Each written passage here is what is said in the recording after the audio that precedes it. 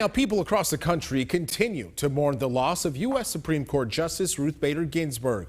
RBG died at her home in Washington at the age of 87 after problems with pancreatic cancer. Just hours after her death, though, the conversation turned to who should take her seat.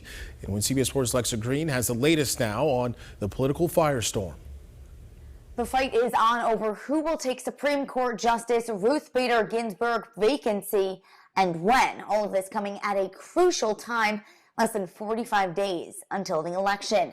The big question is, should President Trump nominate with the confirmation of the Senate, or should the seat remain vacant until after Election Day?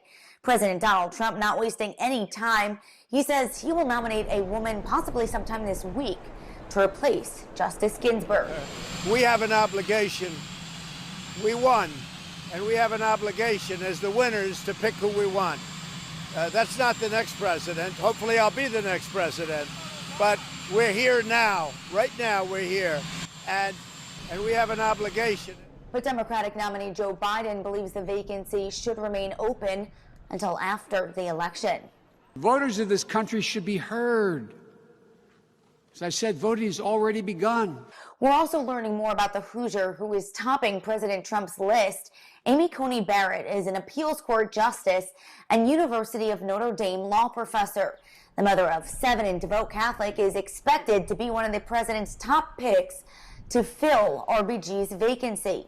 She also was a finalist for the president's second high court nomination, which ultimately went to Brett Kavanaugh in 2018. Right now, Senate Majority Leader Mitch McConnell has pledged to move forward with the vote, but Democrats are already vowing to keep the seat vacant until a president is elected. If they can do that, though, remains to be seen. We'll send it back to you in the studio.